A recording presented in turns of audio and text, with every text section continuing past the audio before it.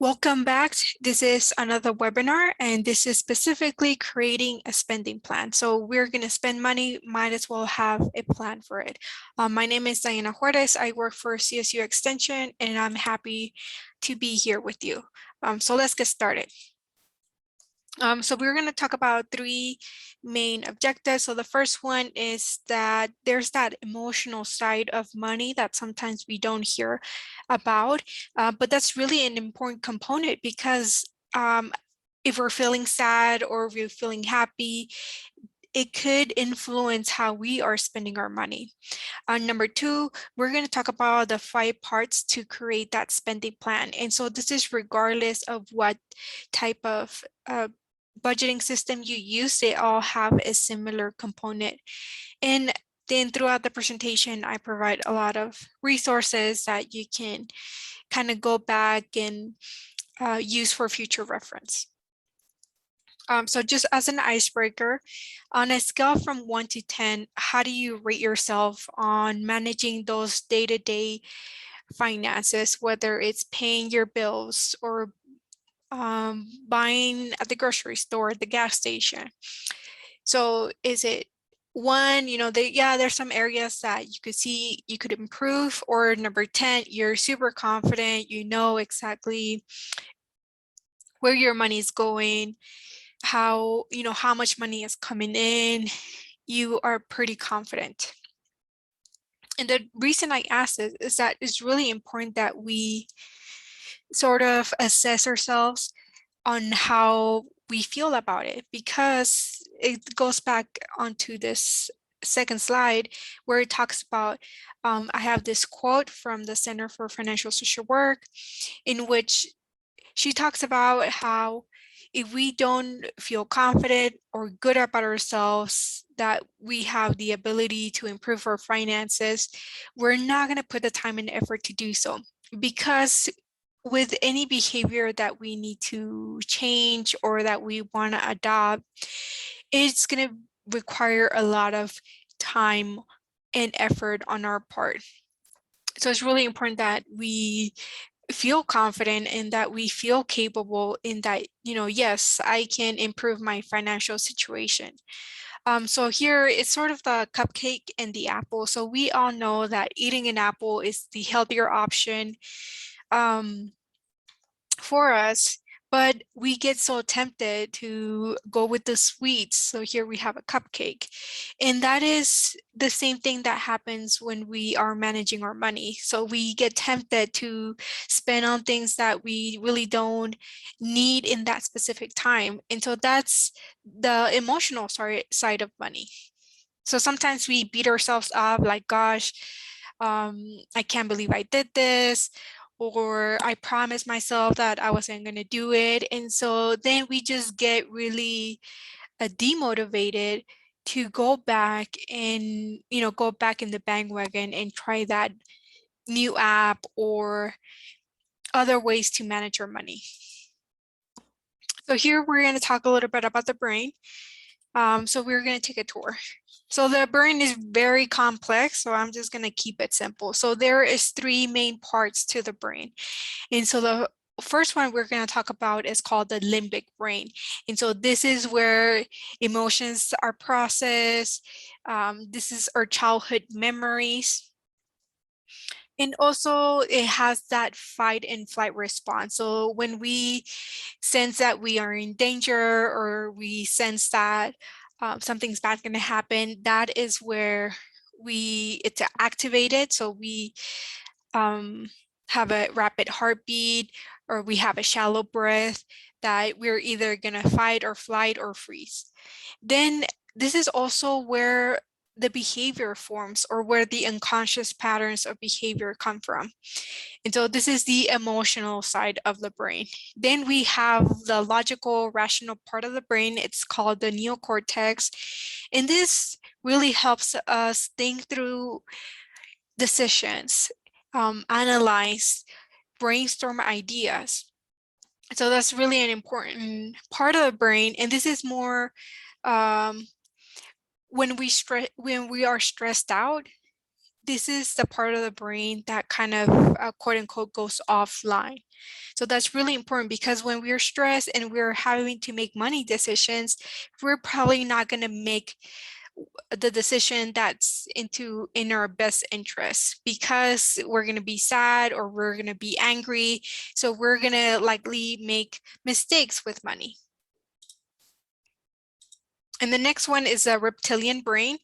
And so this is the oldest part of the brain, and that is just for automatic function, just to keep us alive, to keep a steady heartbeat, um, for breathing and all that good stuff. So the main important thing is that we acknowledge that there's that emotion side to the brain, and about 95% of it, the purchases that we make are based on those emotions.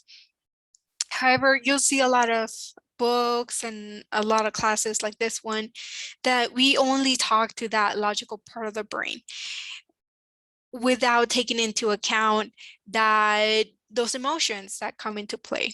And so, yes, it's about the numbers. Yes, it's important to have a budget and to know exactly how much money you have coming in, how much money you have going out. But to have that understanding that it's not always about the numbers. So it's important to include the numbers and that emotional part of the brain. So here's just an example, we all make emotion-based decisions. So one example I can think of is when the pandemic started and there was just a lot of unknowns and anxiety, and people were purchasing toilet paper. They would clean out the grocery stores or any store that they would go to. And so this has no logical sense, but yet by buying that specific, toilet paper, it provided a sense of control for some people where, I really can't control what's going outside, but I can control this, and this gives me a sense of security. So this is that emotional part of the brain that kind of overpowers that logical part. And so this is a model shared by the Center for Financial Social Work. So in here, it talks about why money is so complicated. So let's go through them. So we talked about the first one. So we need to feel confident that we can improve our financial situation. So nobody has more interest than we do. So we can't wait for somebody else to come in and help us with the work. So we have to put in the work, even though sometimes it could be daunting to have a spending plan. It could be daunting to track your expenses, but it's really important that you kind of do it in bite size so that you kind of build that confidence over time. Next, the behavior. So a behavior is a huge component on how we're spending our money on a daily basis. So how much do we spend? How much do we save? Are we borrowing from friends or the bank? And also, are we sharing that money with our family and friends that sometimes are in need? So others, so that refers to family and friends. So family and friends play a huge role on how much, on kind of dictate how we're going to spend our money on a daily basis. The life cycle, so this refers to, when you're expecting a child, when you get married, when you get divorced, or in this example for retirement, it comes with a price tag. So it's sometimes we are not ready for that, but we have to make do with what the resources that we have. So the better we can plan for those expenses, the better in a financial situation we're going to find ourselves in. Next is society. So we get a lot of pressures, by a certain age, you need to have a home or you need to have family. So all of those that build pressure. So for example, if we have either society pressure or family pressure to buy a home, then we get into a big commitment. And if we're not financially ready for it, it could be a huge setback for us. So the next one's health. So when we experience a lot of stress around our money, it's going to keep us at night. We're going to be in constant worried. It's going to increase our anxiety. So that really does impact our physical health, our mental, and our or emotional health. And the last thing is money. So sometimes we attach money with a specific either emotion or experience, so either money is good or bad. So here, sometimes we give money too much power than it really deserves. So this is why money is so complicated. So next, enough of that emotional side of money. Now we're going to talk a little bit about habits. So habits are tasks that we repeat over and over and over without us realizing. So they're automatic. So, what do you do the first thing that you wake up in the morning?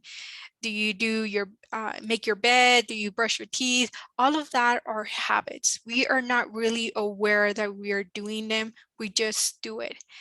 So kind of habits are the kind of the brain's shortcut to save energy and for us to do things quickly and effectively.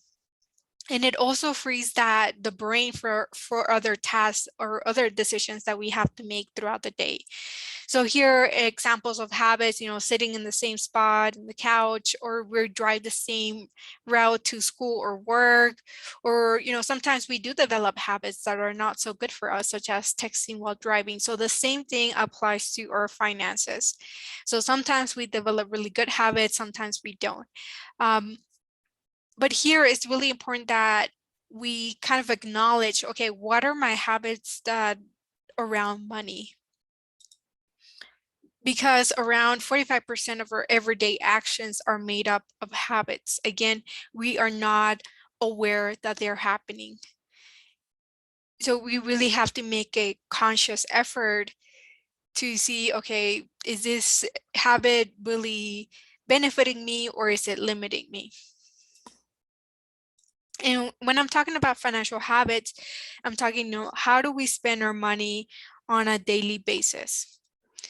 Are we saving some of that money? So when you get some income in your bank account, how do you spend that money? Do you spend it right away, or do you come up with a plan of saving a little bit, or after you're done paying your fixed expenses or your any bills that are necessity, if you have money left over, what do you do with that money? So this is some of the financial habits that we need to start thinking about.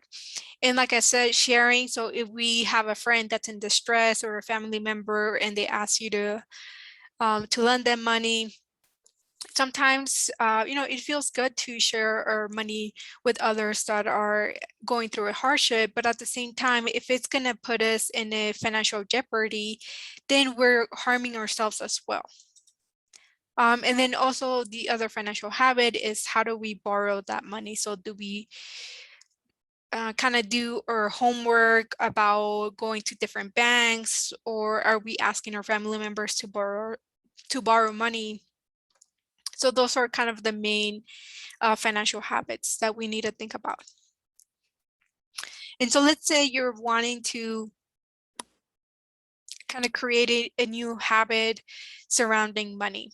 So how long do you think it takes for a task to become a habit? So again, a habit is something that we do automatically. We don't have to think about it. So here I have some options: 21 days, 66 days, 90 days, or 254 days. And so this is kind of like a tricky question because there's really no right or wrong answer. So they did a study and they asked people, track a habit that you want to create. And they found out that it really takes, it could be anywhere from 18 days to 254 days. And so sometimes we really need to be patient with ourselves and be more compassionate because it does take time. Sometimes we don't see immediate results. So, we're gonna, we give up on that. But let's say you want to try maybe just tracking your expenses. At least make sure that you try it for more than for about 3 months, and don't give up on it because it does take time. And so sometimes we do get discouraged when we kind of give up quickly, But it's more about the progress that you're making, not exactly if you fail or succeeded at that. So it's more of an ongoing, evolving process. So now we're going to talk about, or I'm going to talk about the setting a spending plan or budget. Although I know they tell me that budgeting sometimes has a negative connotation, that it means you have to sacrifice some of your expenses, but it's really about allocating your money in a more intentional way.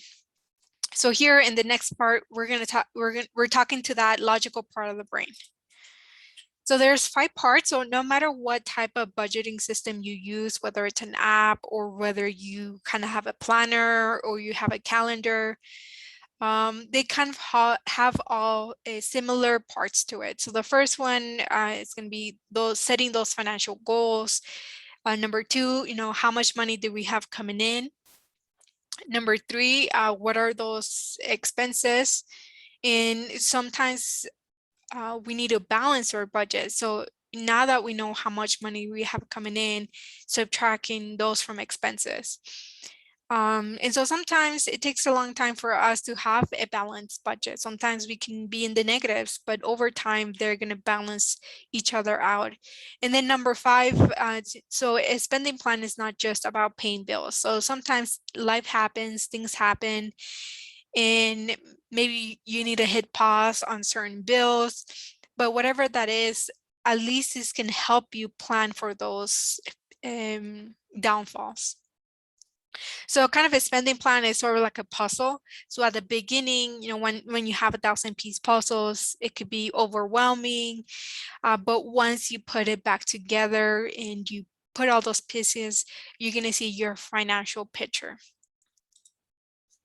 So let's go through the 5 parts. So the first one is setting those financial goals. So we all have dreams of owning a car or buying a home or whatever that may be. It's important that we get it in writing. Otherwise, it just remains a dream.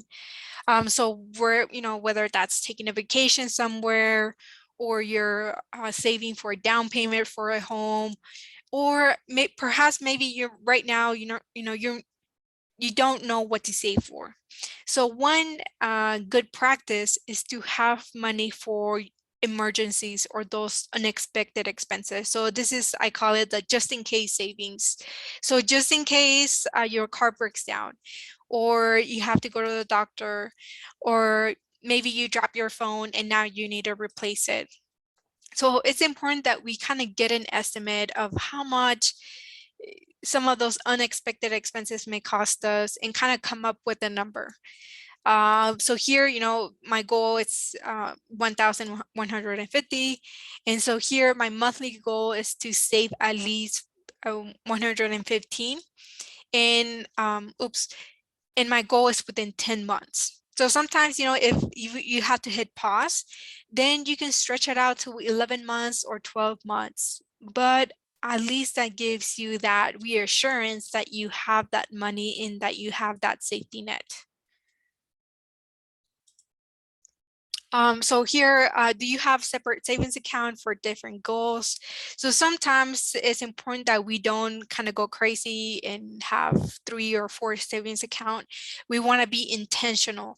So when I started saving, I would have like four different goals. So I opened 4 separate savings account, and it was just putting money here and there, and then I really didn't see any progress in them. So here you want to be intentional to have at least 2 to 3 separate savings accounts. So make sure that you shop around for a saving account. So there's a lot of banks, whether it's a brick and mortar bank, or kind of a big name bank, credit union, or an online bank. You want to make sure that they are insured.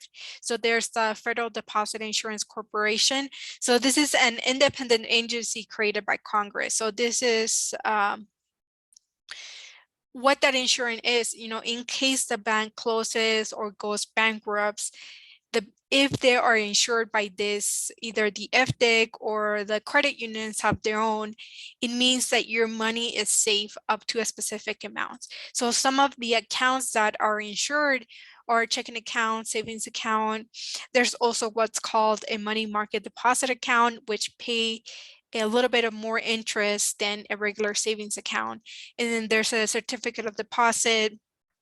A certificate of deposit is just another vehicle to put your savings in. So with the certificate of deposit, sometimes you have to lock in your money for, let's say, 6 months or 12 months, and you don't have access to that money. So within that time frame, let's say 6 months, your money, the money that you have deposited there, it's earning interest. So it's kind of compounding those interests, and over time, you have a little bit more, or your savings grow a little bit more than a traditional savings account, because I think the national average is 0.06%, which is really nothing. So you're going to earn like 1 or 2 cents versus a certificate of deposit or a money market account, money market deposit account, which you can earn a little bit more of interest on that. So the insurance, make sure, it just more peace of mind for us. So, if the bank closes, our money is insured up to 250K. And so make sure that if you are shopping for an online savings account, that you look for this logo. So the FDIC or the credit union have their own one. So the National Credit Union Administration. So on a savings account, they're there for us to also tap into when we have an emergency expense. So how many withdrawals can you make on a savings account before you are hit with a bank fee? So the answer is 6 per month. However, due to COVID, the Federal Reserve, so the Federal Reserve is the one that kind of oversees banks. And so they regulate and they set up the rules for banks to follow. So they eliminated that rule. So you want to make sure that if you're shopping around, make sure to ask someone if they have a limit on the withdrawals and if they have a fee. And so how much is that fee? Because we want to avoid accruing any fees, because then we're not really saving money if we have to pay a specific fee when we go above those 6 withdrawals per month.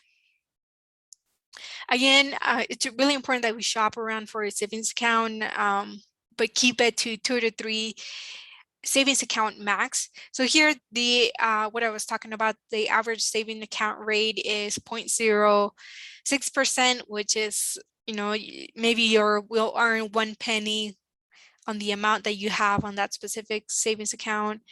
But there's many different banks that offer what's called the annual percent yield. So this is kind of the interest that you earn for keeping your money specifically with that bank. So here's just a snapshot of one where it says this is specifically for a certificate of deposit.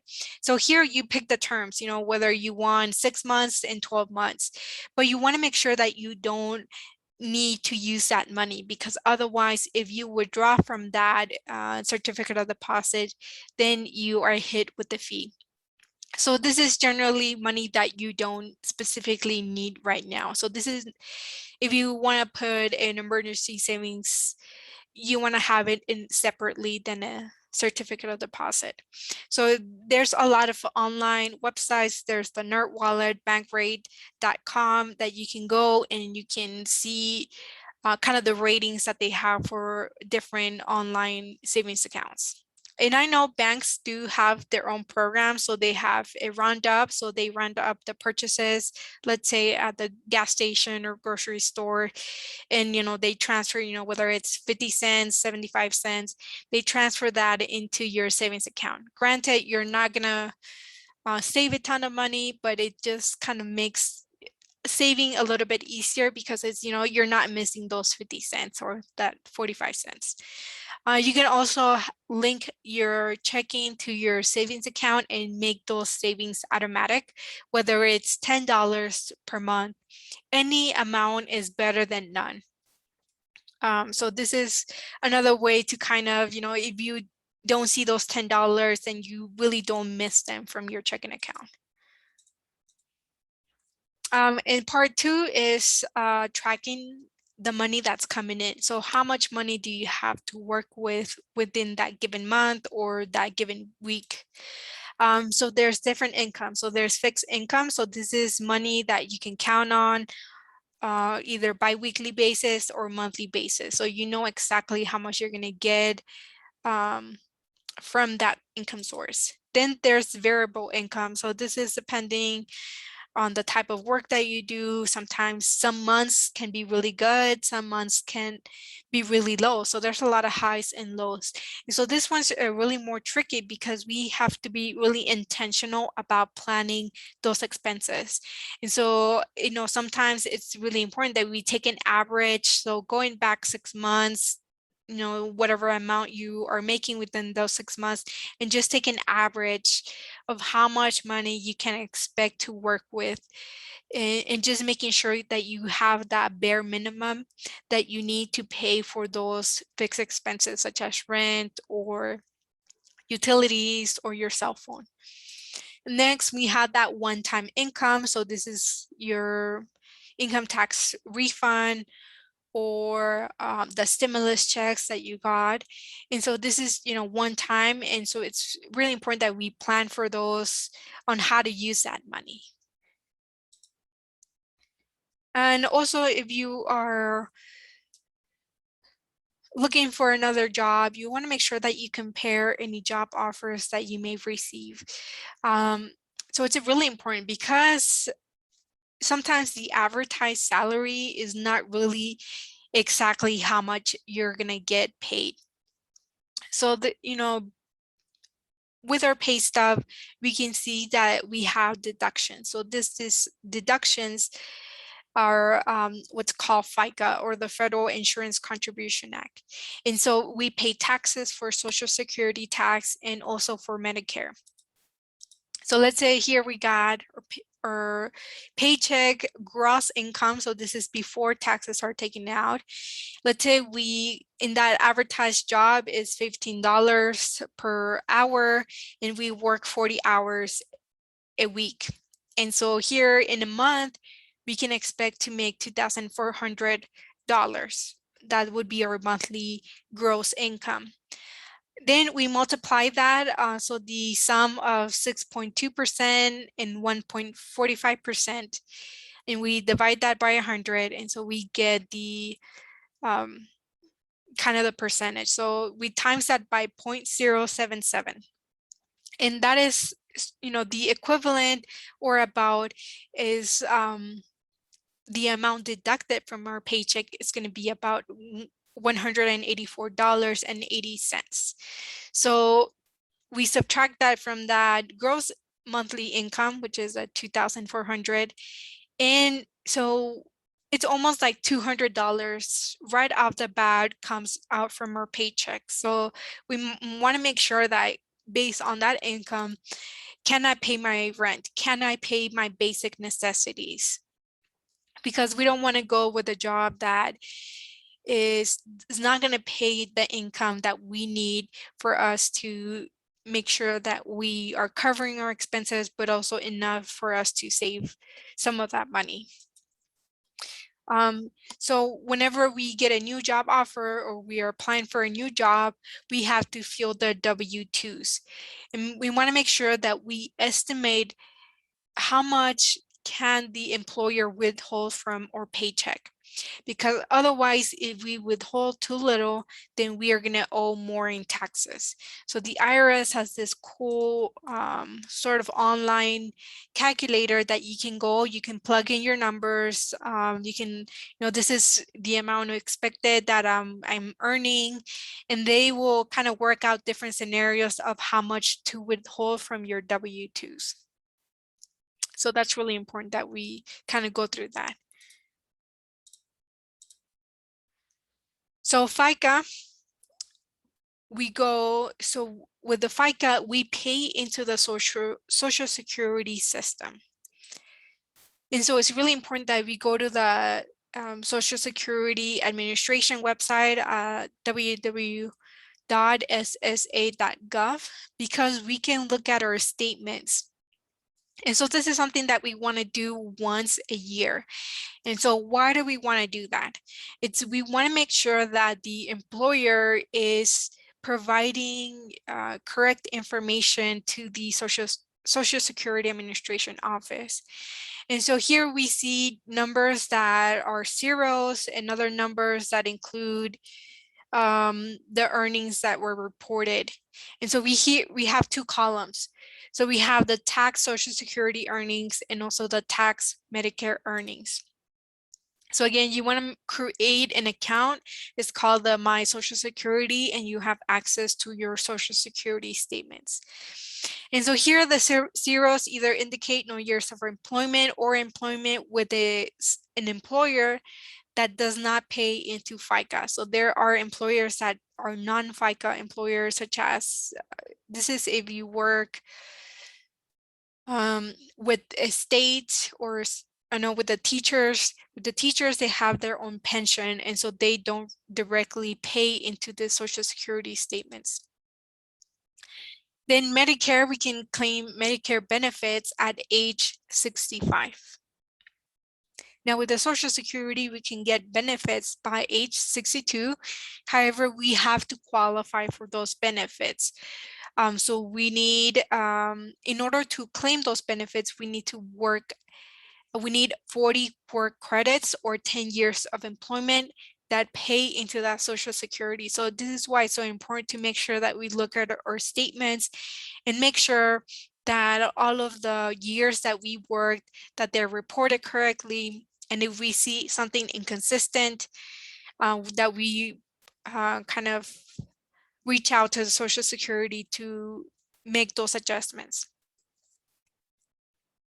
So here I went a little bit of detour, but I think this is really important that we talk about too. So here you can actually see how much work credits you already have earned. So this person already has earned the 40 work credits to qualify for that Social Security benefits. And sometimes it can also have different scenarios. So, if you expect to retire at age 62, how much are you going to receive from your benefits? Or if you delay, so let's say you want to get your benefits at age 65, how much can you expect to get from Social Security benefits, instead of being surprised by either how low the amount is that you already know or that you already expect how much you're going to get from them. So I went into a detour. So going back to selecting a bank. So what is the most expensive bank fees that we pay? So there's a monthly service fee. So sometimes with banks, if you don't have a direct deposit, so your employer doesn't directly deposit your paycheck into your bank account, sometimes banks you incur a fee because you don't have that service. But you can look at different bank accounts that they don't require that or don't have that requirement. Then there's an overdraft fee. So this is when we don't have enough funds to cover a specific expense, or paper statements. So before, paper statements, they will mail them out for free, but now we actually have to pay a fee for them. So here the most expensive one is overdraft fee at $35. And so, how do we avoid bank fees? So first, that we have to understand all of the fees associated with that specific bank, so that we know how to avoid those. So 1 in 11 adults pay $350 in overdraft fees per year. So it's really important that, sometimes it is a headache to move or switch to a different bank. But if in the long term, if that's going to pay off, then, it's kind of worth it. So depending on the bank that you have or the bank that you're looking for, sometimes they do have a way that you can set up notifications. So if your balance drops below a certain amount, that you get notified either by text message or by email that your account has dropped.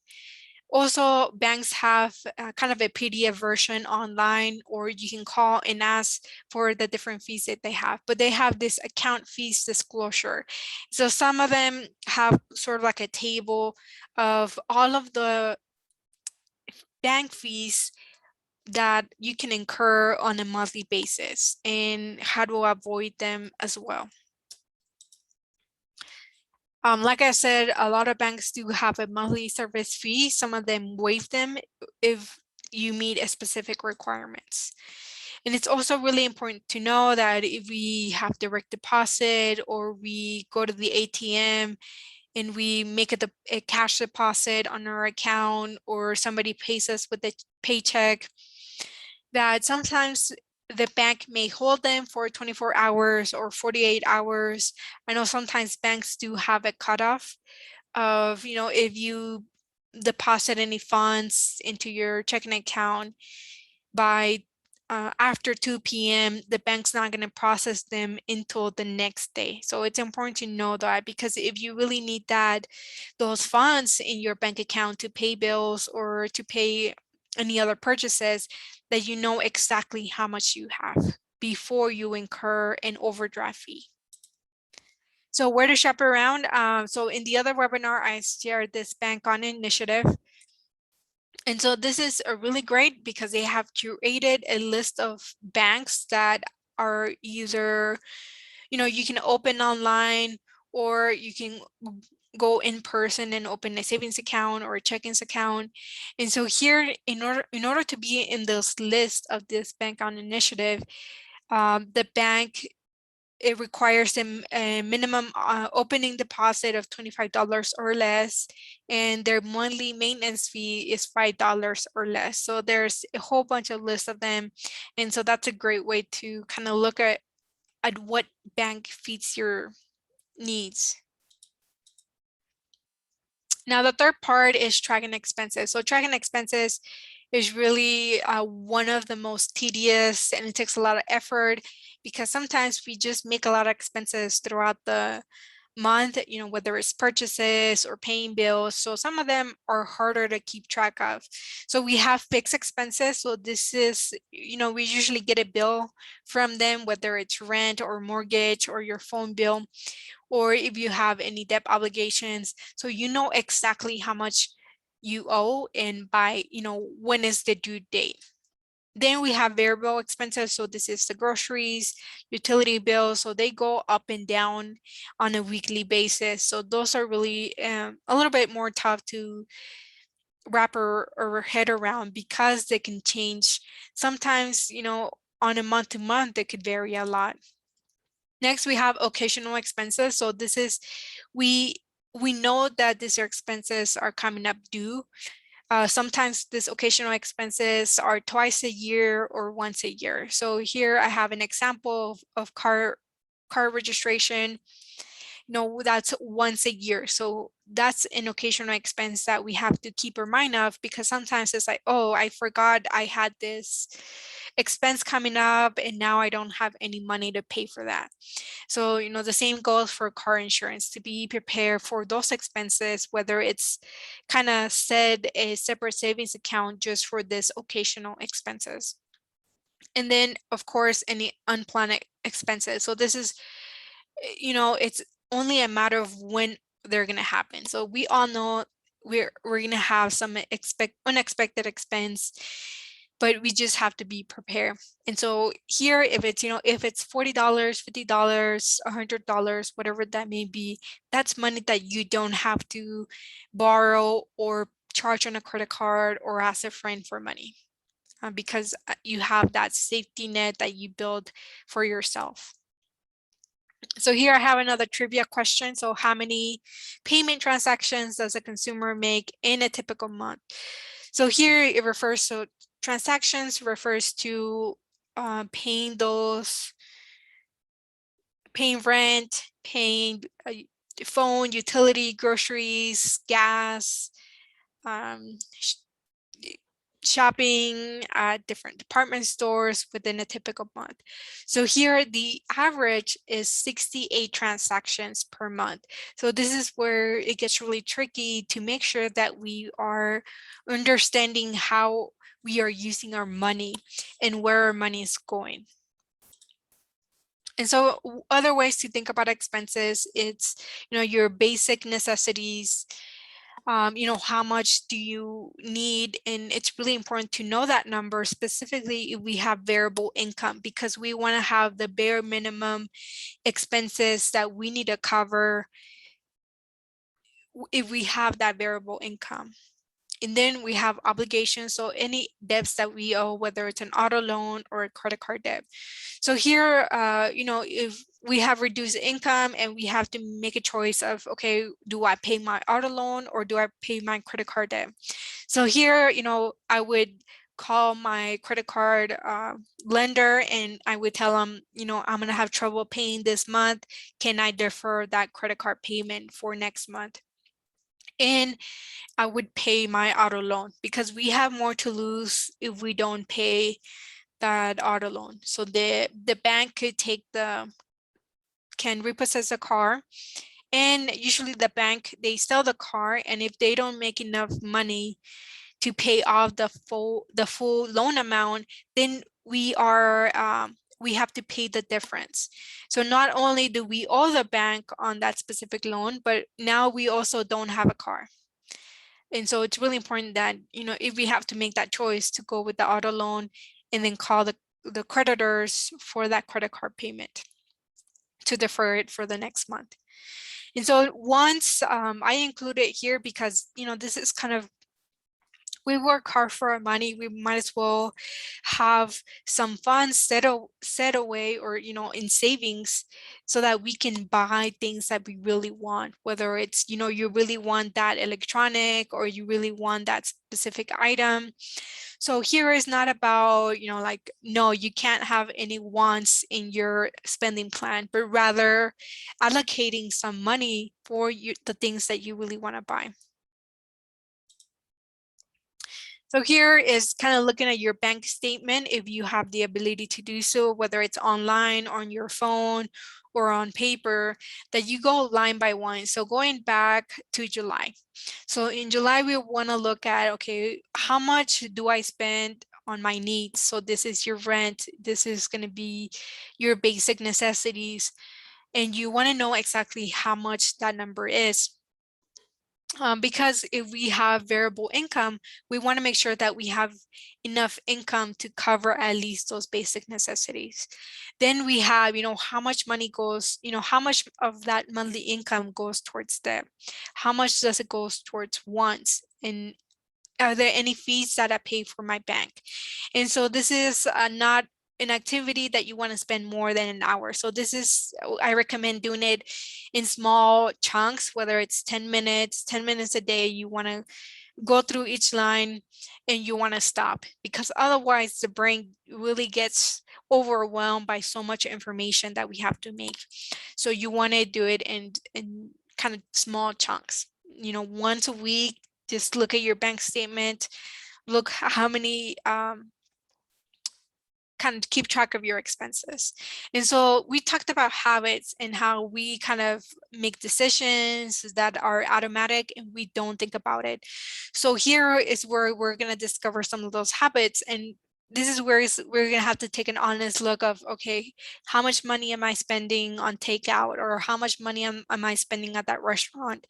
So here we're going to uncover some of those things.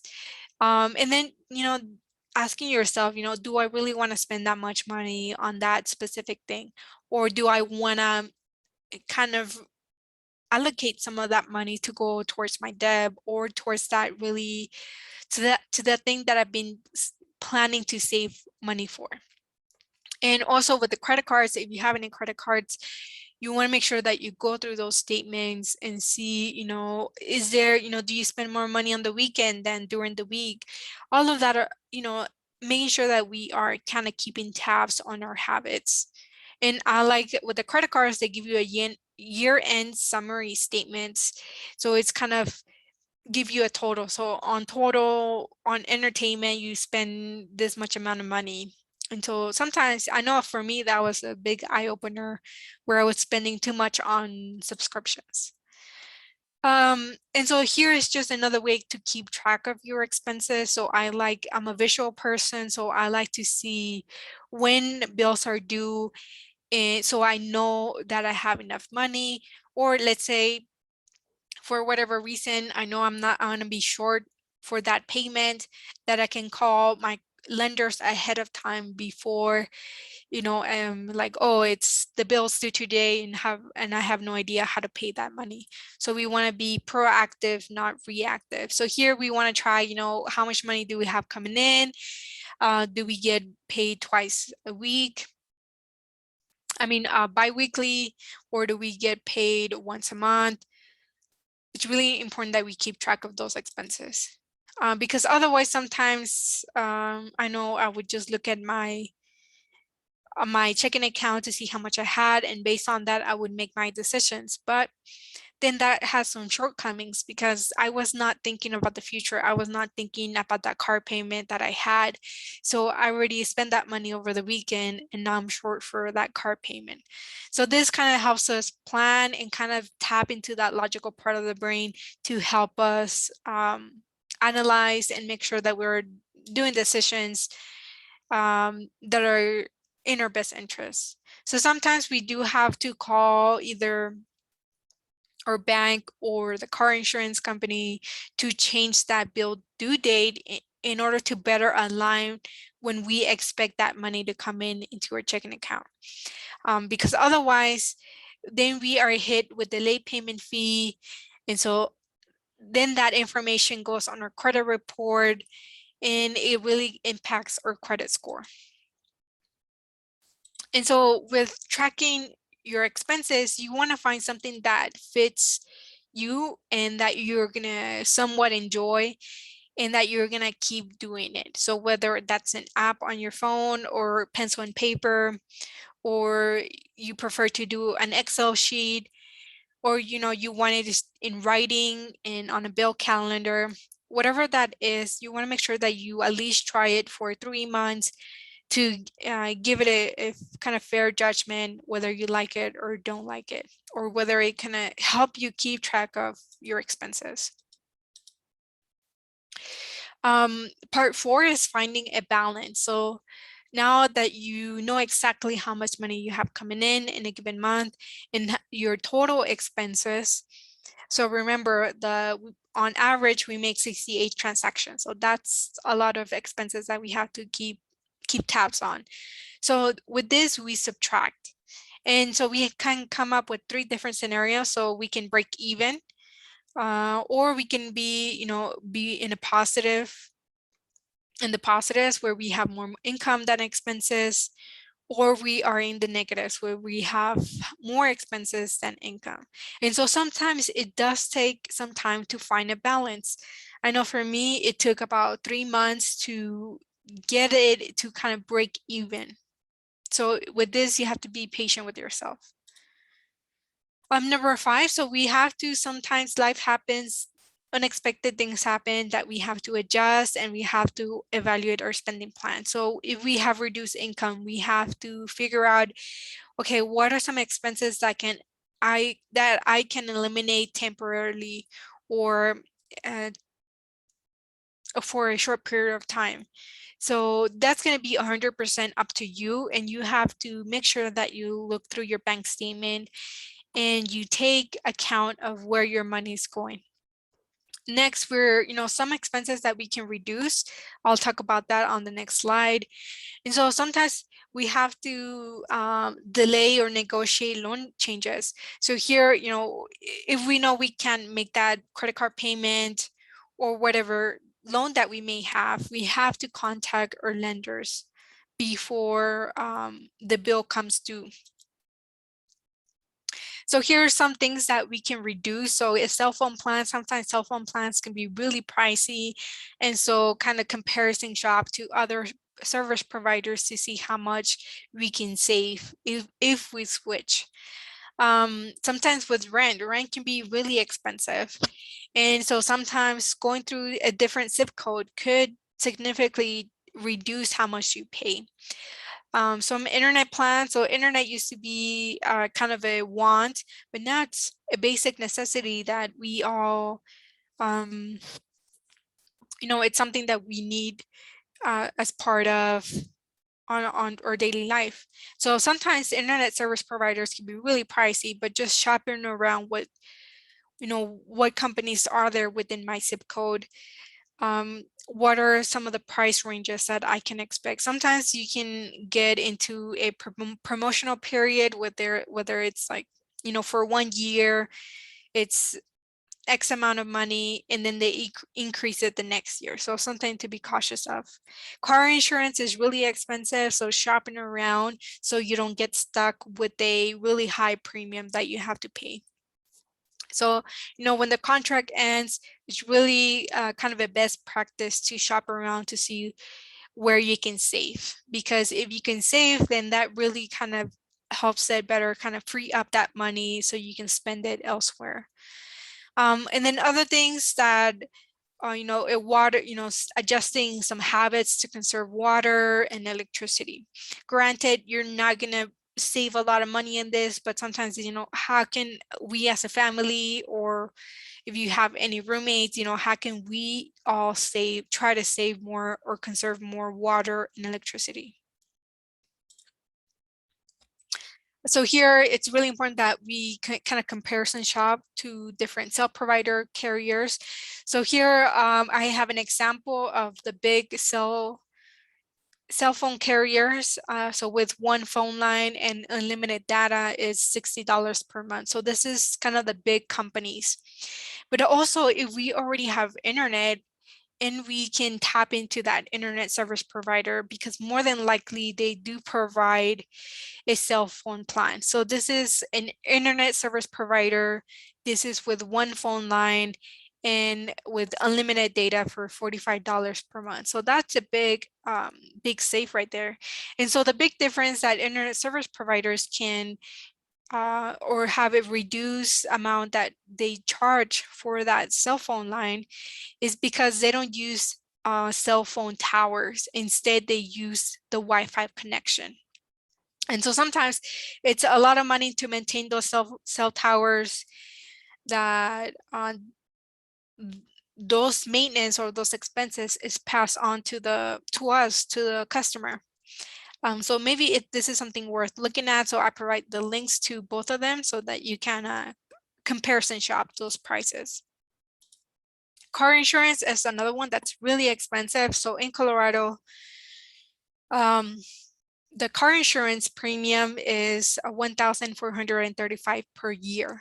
So it's really important that we shop around. So there's different websites. There's the Zebra, Consumer Reports. There's another one that I see in a commercial called Gabby. So it's really important that we kind of see what's out there, where we can save money, because otherwise we're just stuck paying that outrageous amount of money on car insurance. So here in Colorado, the Colorado Department of Regulatory Agencies has kind of a guidebook for us to buy auto insurance. And of course, in the state of Colorado, they have mandatory automotive insurance coverage. So, 25,000 for bodily injury or death to any one person in the accident. So this is, the bare minimums. However, we want to make sure that we at least cover ourselves enough in case an accident happens. Because when we have the bare minimums, then we could potentially be more liable to cover those expenses. So here, maybe let's say I get into a car crash and I have the bare minimum, and then the other person gets really injured really bad, and they're sent to the hospital.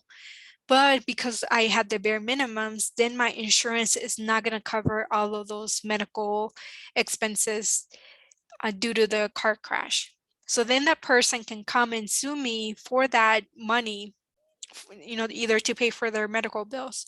And so, then my liability increases. And so that could be a huge financial setback if I have to pay any medical or hospital bills from that person that I was in the accident with. So just to summarize, this is no matter what type of budgeting system you may have. So we have to set those financial goals. So I'm a big procrastinator. If I don't set myself a deadline, I'm never going to achieve it. So setting yourself a deadline of, how much can you save for 1 month? Um, it's important that we set those and we have it in writing of how much we want to save for that specific goal that you may have. How much money do we have coming in, how much is going out, and then balancing that budget. And again, this can take some time for us to have that balanced budget. And then this is not like, okay, I did my spending plan for July or August, I'm done. No, it's more of an ongoing process because things could change. And so over time, we're going to see that financial picture. And, maybe perhaps we don't like how the spending plan is, or maybe we don't like our financial picture. That doesn't mean that you're going to have to stay stuck in that. There's ways that you can improve with overtime. And so, to reduce that financial stress is that we want to take control of our day-to-day finances. And so we can do that by, when we worry about money, we're acting on that emotional part of the brain. We're acting on fear and anxiety. But when we give ourselves time to plan for those expenses, when we are calm, when we are relaxed, then we can tap into that logical part of the brain. So if we have a major expense coming up due, making sure that we are planning ahead for those expenses, or if we're going to have a shortfall, to kind of figure out what ways, to reduce or kind of brainstorm ideas on that. Then making savings automatic. So yes, so when we have savings, it does provide that safety net that we talked about. So it's money you don't have to put on a credit card or borrow from a friend or from a bank. But it also provides that emotional benefit that, okay, I have a sense of security because I have enough money saved for 1 month to cover my basic necessities while I get back on my feet. It has that emotional benefit that is delayed. Sometimes when we save money, we don't have that immediate gratification. It's kind of delay, in the for our future selves. And then kind of review areas that we can save on from those monthly bills. And so again, this is going to be looking at your transactions from your bank statement to make sure that you are understanding how you're using your money. And if you don't like it, then what are some ways that you can change? So next, I'm going to talk about some resources. So there is rent assistance available. So let's say, next month, you're not going to be able to cover your rent. You want to make sure that you are proactive because depending on the organization that's distributing this rent assistance, it does take a while to process your application. So it could take 2 to 3 weeks for them to process. And so we want to make sure that we are proactive. So here I have a link to the Colorado Department of Local Affairs, where you can look based on your zip code or based on the area that you live to see if you qualify for assistance. There's the Informed Delivery by USPS. So this is a really cool program. It's for free. So this, you can set up an account online. It takes 5 minutes. And they send you a scanned version of the mail that you can expect to receive. So if you're waiting for a deposit, this is kind of a good way to keep track of it. And if you have stolen mail, you can report it directly on the USPS website. And so that's a really cool free program. So this is checking your credit report. So your credit report is kind of your financial fingerprint.